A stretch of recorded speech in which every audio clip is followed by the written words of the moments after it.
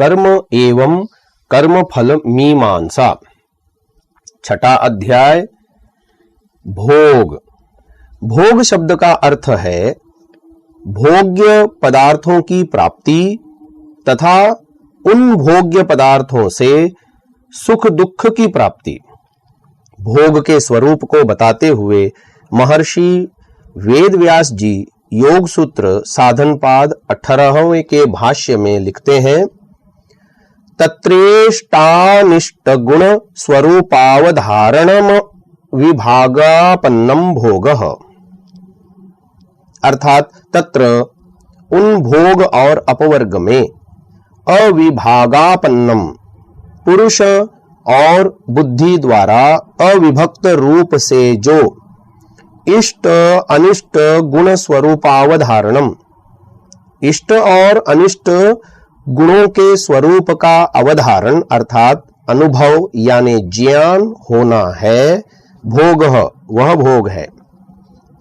अर्थात बुद्धि को अपने से भिन्न न जानकर पुरुष द्वारा बुद्धिगत सुख दुख रूप धर्मों का अनुभव यानी ज्ञान करना ही भोग है।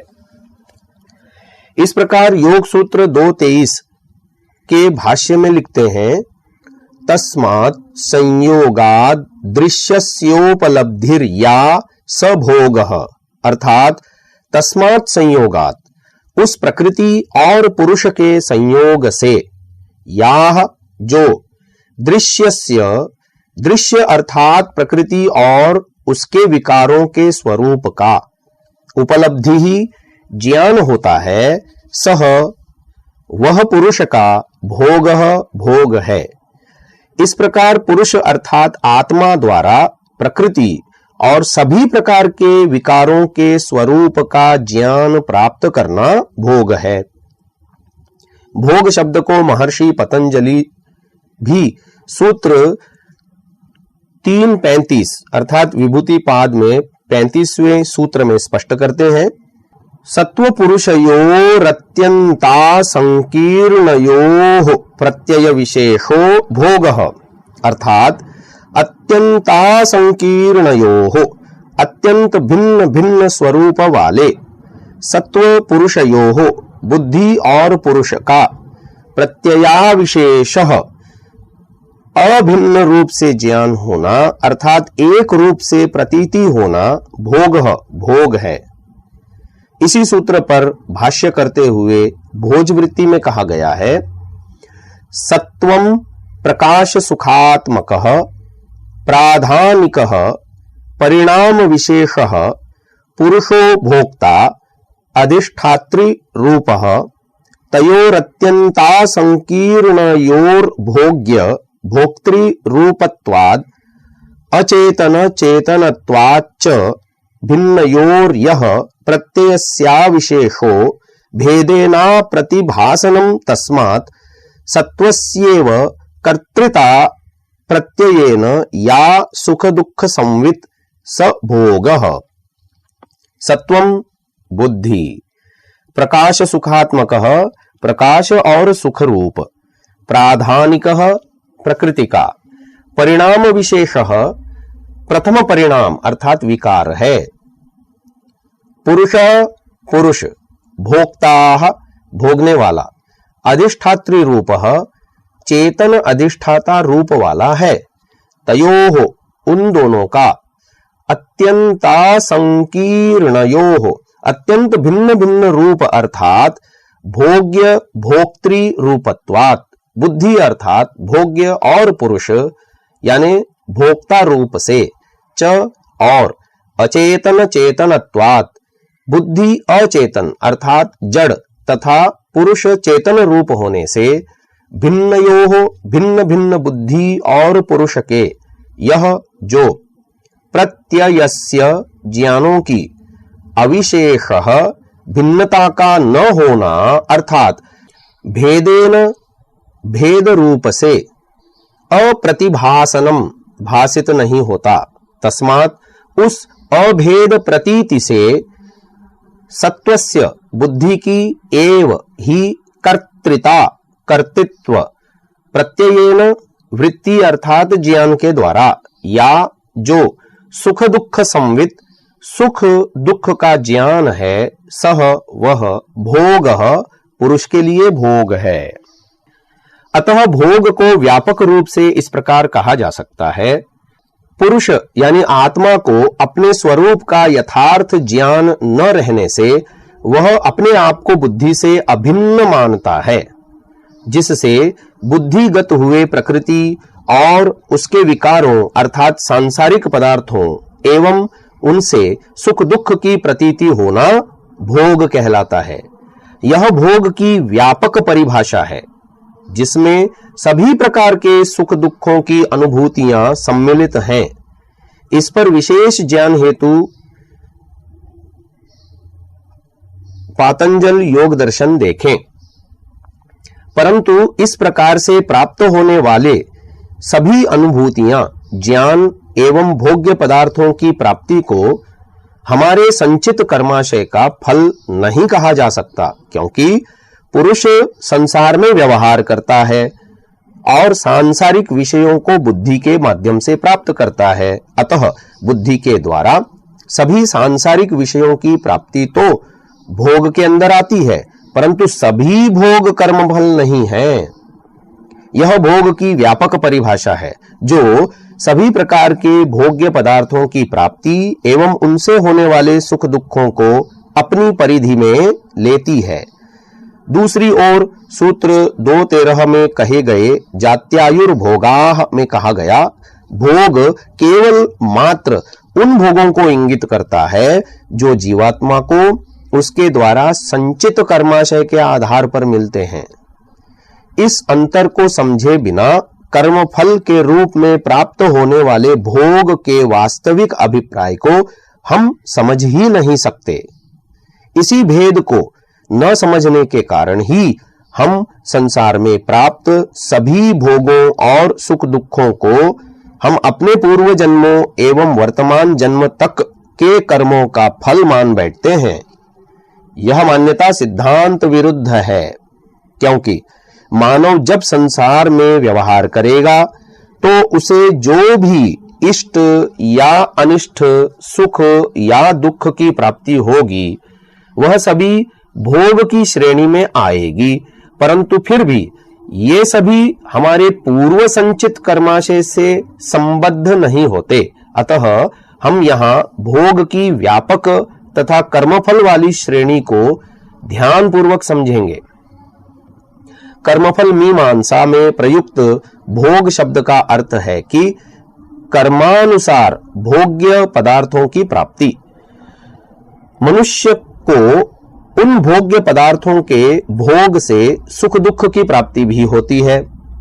कर्मानुसार मिलने वाले भोग्य पदार्थों और उनसे प्राप्त होने वाले सुख दुखों को भी दो भागों में बांटा जा सकता है। पहला, पूर्व जन्मों के कर्मों के अनुसार मिले हुए भोग्य पदार्थ और उनसे मिलने वाले सुख दुख। दूसरा, वर्तमान जन्म के कर्मों के अनुसार वर्तमान जन्म में ही मिलने वाले भोग्य पदार्थ और उनसे मिलने वाले सुख दुख। मनुष्य को कुछ भोग पूर्व जन्मों के संचित कर्माशय के अनुसार मिलते हैं तथा कुछ भोगों को वह वर्तमान जन्म के कर्मों के अनुसार प्राप्त करता है।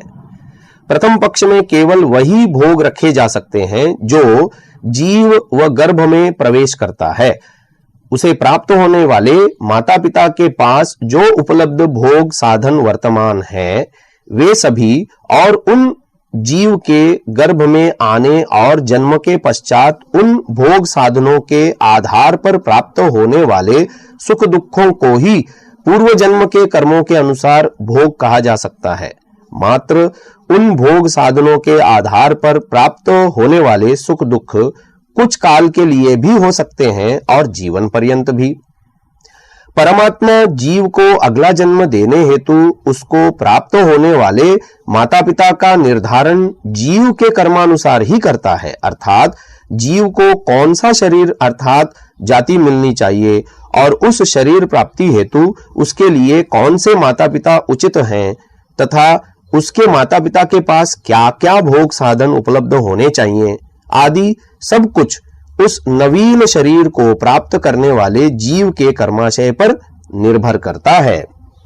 हम देखते हैं कि किसी को दारिद्र्य आदि दुख और किसी को धनाढ्यता और बुद्धि आदि जन्म से ही मिलती है। यह सब पूर्व जन्म के कर्मानुसार ही होते हैं, अन्यथा ईश्वर अन्यायकारी हो जाएगा। महर्षि दयानंद जी लिखते हैं कि पूर्व जन्म के पाप पुण्य के अनुसार वर्तमान जन्म और वर्तमान तथा पूर्व जन्म के कर्मानुसार भविष्यत जन्म होते हैं। तो ऐसे सब भोग जो जीव को उन साधनों के कारण मिलते हैं जो उसके माता पिता के पास उसके गर्भाधान के समय उपलब्ध थे, जीव के पूर्व जन्मों के कर्मानुसार होते हैं। अगर उन भोग साधनों में किसी प्रकार की कमी या अधिकता उसके उस गर्भ में आने के पश्चात होती है, तो कमी या अधिकता से प्राप्त होने वाले सुख या दुख उसके पूर्व जन्म के कर्मानुसार नहीं कहे जाएंगे, क्योंकि यहां उस जीव के होने वाले माता पिता भी स्वतंत्र हैं और वे अपनी कर्म स्वतंत्रता से उपलब्ध भोग साधनों को कम या अधिक कर सकते हैं, जो कि उस नवीन जन्म लेने वाले जीव के कर्मानुसार नहीं होगी।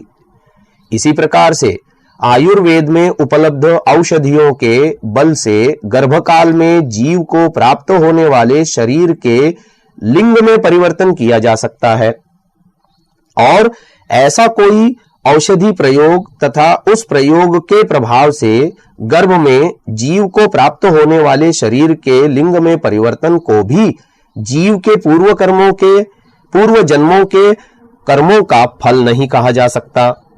ऐसे सभी सुख दुख जो जीव को गर्भाधान के पश्चात दूसरे जीवों की कर्म स्वतंत्रता के कारण स्थिति परिवर्तन से प्राप्त होते हैं, उन्हें आधि भौतिक सुख या दुख ही कहा जा सकता है, न कि उस जीव के पूर्व जन्मों के कर्मों का फल।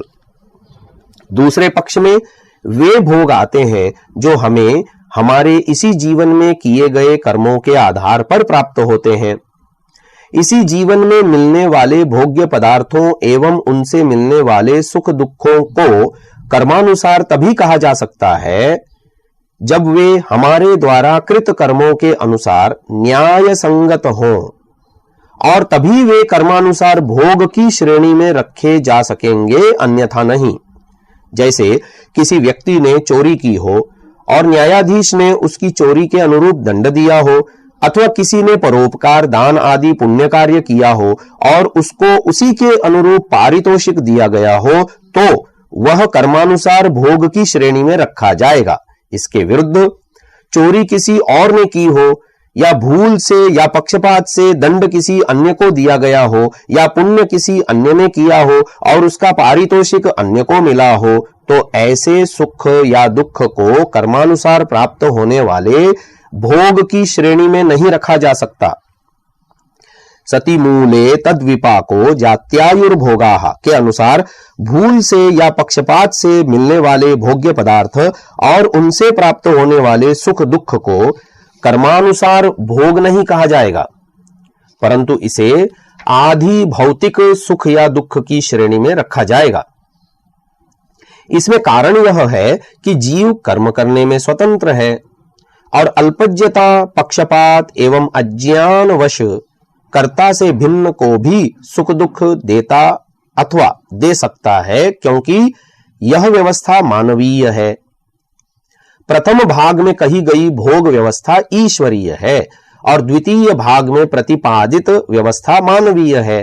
पहली व्यवस्था में कोई दोष, पक्षपात या भूल नहीं हो सकती, परंतु दूसरी व्यवस्था में अल्पज्यता, पक्षपात और भूल होती है।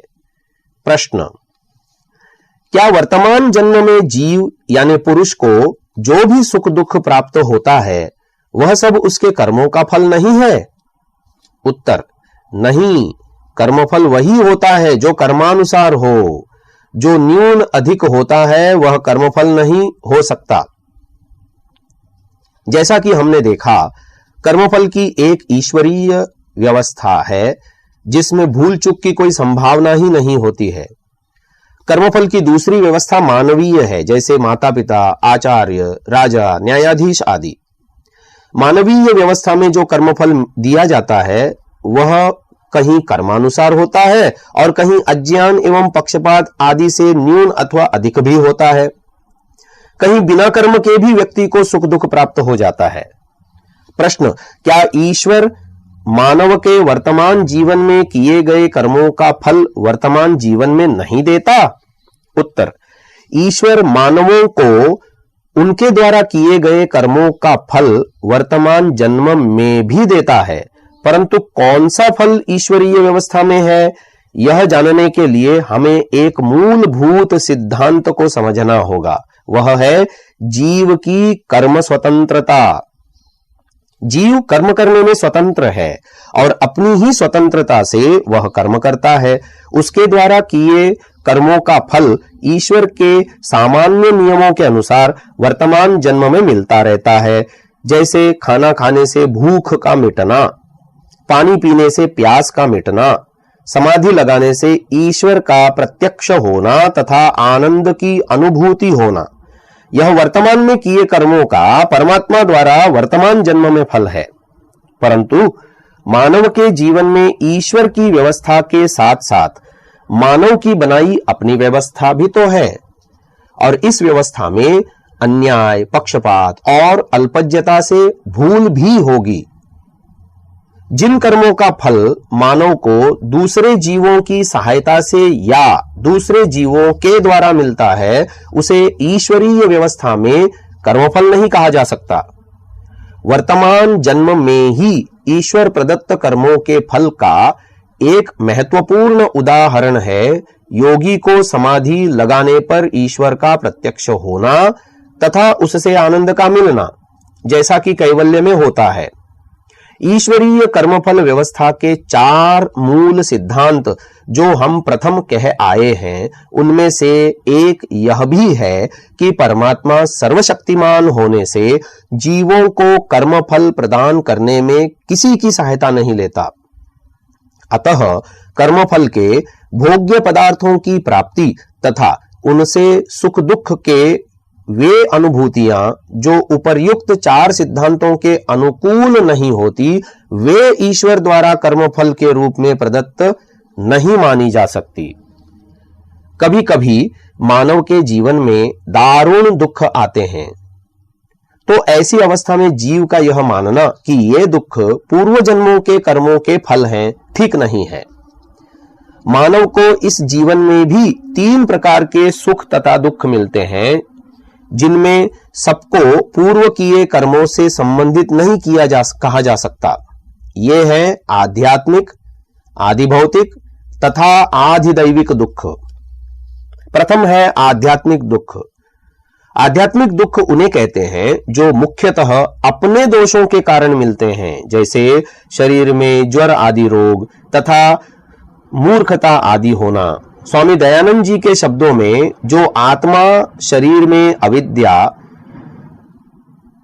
राग द्वेष, मूर्खता और ज्वरादि पीड़ा होते हैं, उन्हें आध्यात्मिक दुख कहते हैं। एक व्यक्ति जिसका खान पान सही नहीं है, उसका शरीर रोगों से पीड़ित होगा ही।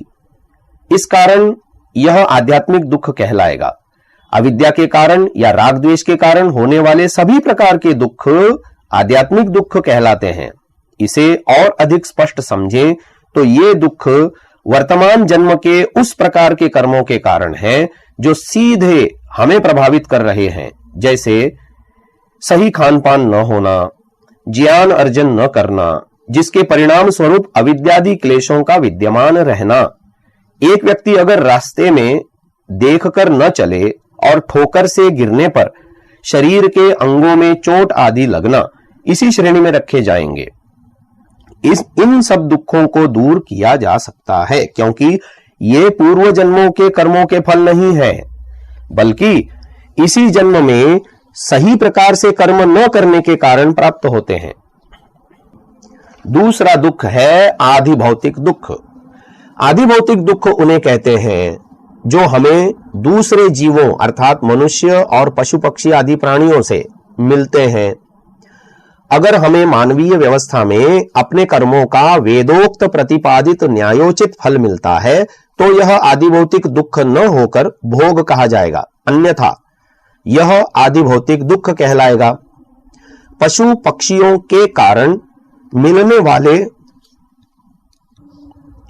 दुख को आदि भौतिक दुख ही कहते हैं। महर्षि दयानंद जी के शब्दों में जो शत्रु, व्याघ्र और सर्पादि से प्राप्त होता है उसे आदि भौतिक दुख कहते हैं। इस श्रेणी में आने वाले सुख दुख बहुत व्यापक स्तर पर मानव जीवन में देखे जाते हैं। पशु और पक्षी द्वारा दुख तो स्पष्ट है, जैसे सर्प ने काट लिया और मृत्यु हो गई, व्याघ्र आदि हिंसक प्राणियों ने मार डाला या कुत्ते ने काट खाया, ऐसे सभी दुख इसी श्रेणी में रखे जाएंगे। मानवीय व्यवस्था में मिलने वाले वे सभी सुख या दुख जो हमारे द्वारा किए गए कर्मों के अनुसार न्याय उचित नहीं है, तथा जो सुख दुख हमें बिना किसी कर्म के मिलते हैं वे सभी इसी श्रेणी में आ जाएंगे। एक न्यायाधीश यदि अपराधी को उसके अपराध से न तो अधिक और न ही कम दंड देता है तो यह भोग की श्रेणी में आएगा, और यदि दिया गया दंड उसके अपराध से अधिक है तो दंड में जो भाग अधिक है वह आदि भौतिक दुख की श्रेणी में आएगा, और यदि दंड अपराध से कम है तो शेष दंड उसे ईश्वरीय व्यवस्था में मिलेगा। इसी प्रकार से यदि एक न्यायाधीश झूठे साक्ष्यों के आधार पर निरपराधी को दंड दे देता है तो यह उस व्यक्ति के लिए आदि भौतिक दुख होगा। इसी तरह एक मानव अपनी स्वतंत्रता से दूसरे जीवों को दुखी करता है तो यह दुख पाने वाले मनुष्य या प्राणी के लिए आदि भौतिक दुख होगा। इस प्रकार के दुखों के उदाहरण यत्र तत्र देखने को मिलते हैं, जैसे गर्भपात करवाना, उग्रवादी द्वारा निरपराधी लोगों की हत्या, वाहन को ही मार गिराना जिसमें उसमें सवारी कर रहे लोगों की मृत्यु हो जाना, राह में 2 या अधिक वाहनों की दुर्घटना। इन हत्याओं या दुर्घटनाओं से होने वाली मृत्युओं के कारण उन लोगों के रिश्तेदार, माता पिता, पुत्र पुत्री, पति पत्नी आदि को दुख होना, धन के लिए पक्षपात, अन्याय करना, दूसरों की हत्या या दुख पहुंचाना, भूमि पर अधिकार के लिए अपराध, स्त्री आदि के लिए अन्याय, पक्षपात, हत्या आदि अपराध तथा स्त्रियों के साथ व्यभिचार आदि पाप कर्म करना। इस तरह के भयंकर या छोटे मोटे अपराध जिससे दूसरों को दुख पहुंचे सभी आदि भौतिक दुख कहलाएंगे। तीसरा दुख है आधि दैविक दुख। आधि दैविक दुख जो मुख्यतः प्राकृतिक प्रकोप के कारण होते हैं, जैसे भूकंप, बाढ़, भूचाल, ज्वालामुखी का फूटना, सुनामी आदि।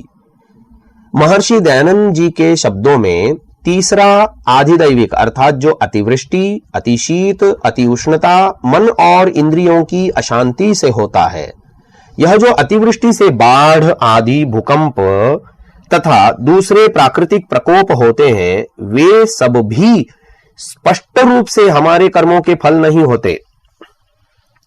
इन सब से बचने के उपाय अर्थात साधन हैं। इनसे पीड़ित होने वाले कोई व्यक्ति विशेष न होकर एक वर्ग विशेष होता है, और उस वर्ग विशेष के कर्मों को एक सा मानने की संभावना दुराग्रह मात्र ही होगा। इन तीनों प्रकार के दुखों से बचा जा सकता है। इसके लिए महर्षि दयानंद जी परमात्मा से प्रार्थना करते हुए लिखते हैं, इन 3 प्रकार के क्लेशों से आप हम लोगों को दूर करके कल्याणकारक कर्मों में सदा प्रवृत्त रखिए, क्योंकि आप ही कल्याण स्वरूप सब संसार के कल्याणकर्ता और धार्मिक मुमुक्षुओं को कल्याण के दाता हैं। इसलिए आप स्वयं अपनी करुणा से सब जीवों के हृदय में प्रकाशित होइए कि जिससे सब जीव धर्म का आचरण और अधर्म को छोड़कर परमानंद को प्राप्त हों और दुखों से पृथक रहें। ऋग्वेद 1:24-9 के भावार्थ में महर्षि दयानंद जी सरस्वती कहते हैं, यह भी जानना कि किसी का किया हुआ पाप भोग के बिना निवृत्त नहीं होता, और इसके निवारण के लिए कुछ परमेश्वर की प्रार्थना व अन्य पुरुषार्थ करना भी योग्य नहीं है। किंतु यह तो है, जो कर्म जीव वर्तमान में करता व करेगा, उसकी निवृत्ति के लिए तो परमेश्वर की प्रार्थना व उपदेश भी होता है। अतः यहां स्पष्ट है कि किए हुए कर्मों के फल भोग के निवारण के लिए परमात्मा से प्रार्थना व्यर्थ है और इस प्रकार का कोई पुरुषार्थ करना भी योग्य नहीं माना गया। अतः इन तीनों प्रकार के दुखों से बचा जा सकता है, क्योंकि इनसे बचने की प्रार्थना की गई है।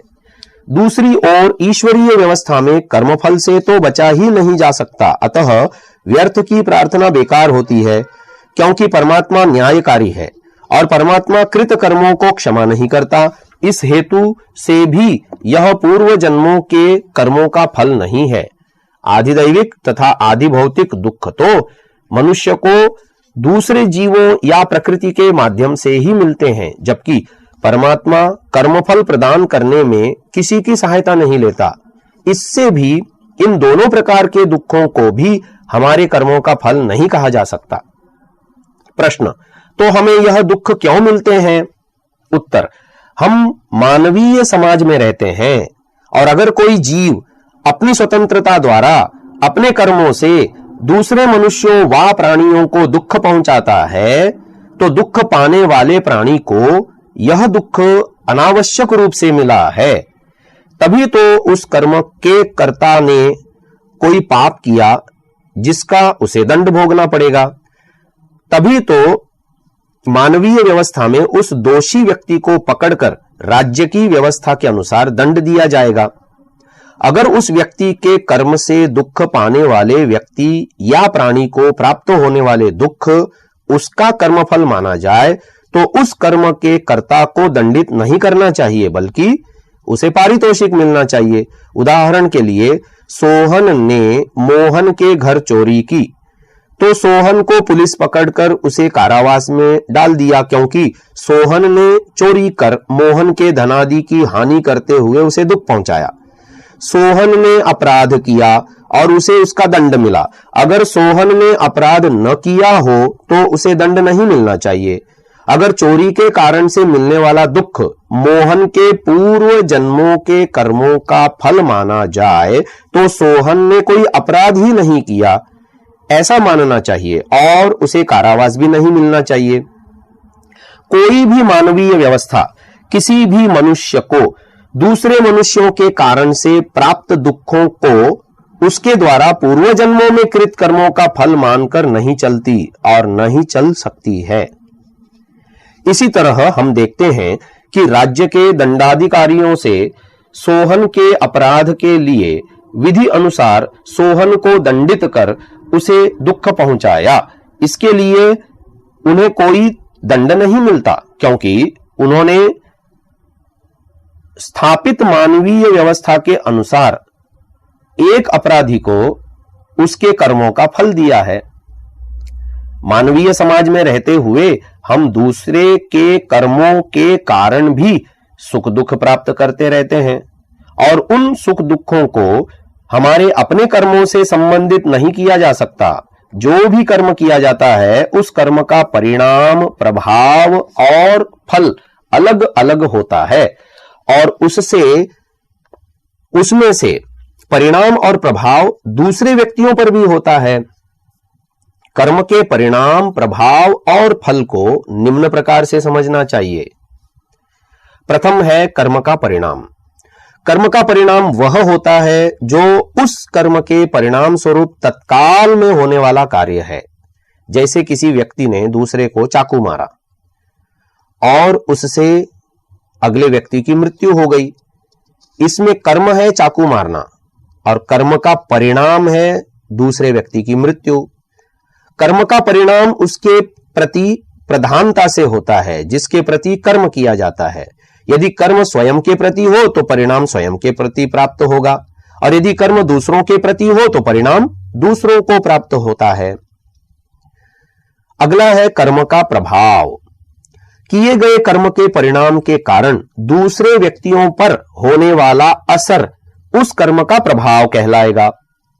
उपर्युक्त चाकू मारने रूपी कर्म का परिणाम था दूसरे व्यक्ति की मृत्यु, और इस मृत्यु से उस व्यक्ति के मित्रों बंधुओं को दुख पहुंचा और उस मृत व्यक्ति के कुछ शत्रुओं को प्रसन्नता भी हुई।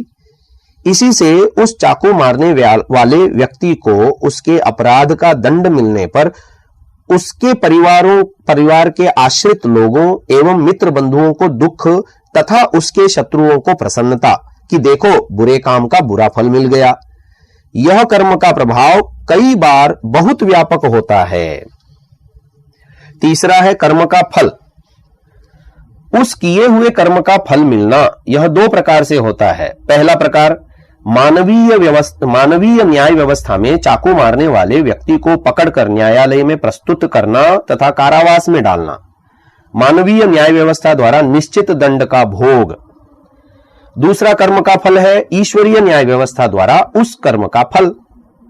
अगर चाकू मारने वाला व्यक्ति मानवीय न्याय व्यवस्था में दंड नहीं पाता या कम दंड पाता है तो शेष दंड उसे ईश्वरीय व्यवस्था के अनुसार भोगना पड़ेगा, और यदि उसे मानवीय दंड व्यवस्था में किए गए अपराध की अपेक्षा अधिक दंड मिल जाता है तो वह उसको आदि भौतिक दुख होगा।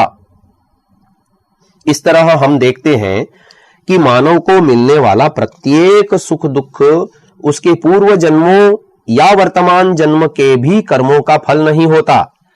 जो कुछ भी हम भोगते हैं वह सब ईश्वरीय कर्मफल व्यवस्था के अनुसार भोग की श्रेणी में नहीं रखा जा सकता।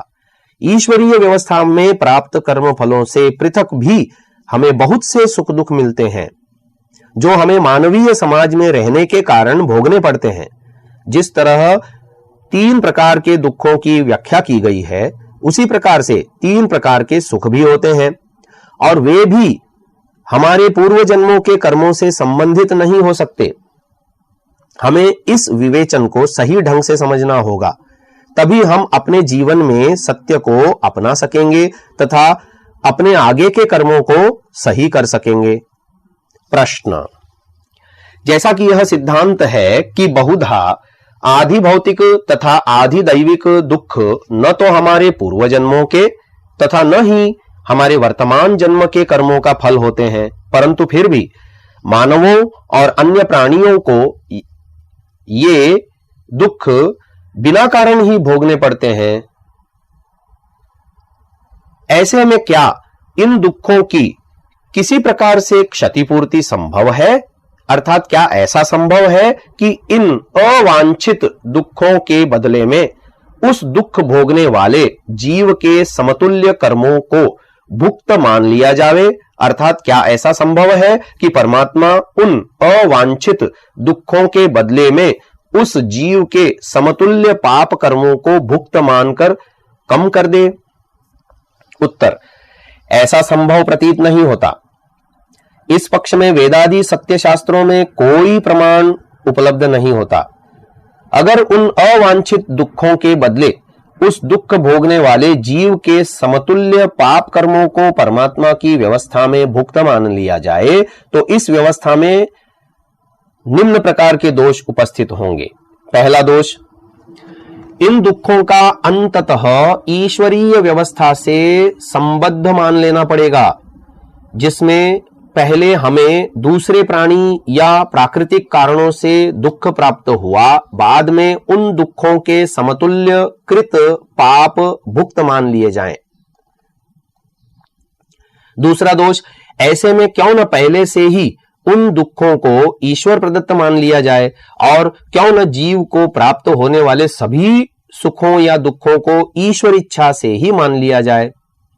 तीसरा दोष, आदि भौतिक दुख देने वाले मानव का कर्म पाप कर्म तो तभी कहलाएगा जब वह अपनी इच्छा से दूसरों को दुख दे। यह कर्म स्वतंत्रता का मूल सिद्धांत है, परंतु यहां तो प्राप्त दुख अंततः उस दुख पाने वाले प्राणी के कर्म फल में परिवर्तित हो गया, तो क्या ऐसे में उस दुख देने वाले मानव या प्राणी को भी पाप मुक्त मान लिया जाए? ऐसे में मानवेतर प्राणियों यथा व्याघ्र, सर्प आदि द्वारा दुख प्राप्त होने पर क्या कहोगे? क्योंकि भोग योनियां होने से वे तो स्वाभाविक रूप से हिंसा करते हैं और ये हिंसा उनका पाप कर्म नहीं होता और ना ही इस हिंसा से नवीन कर्म के रूप में कर्माशय संचित होता है।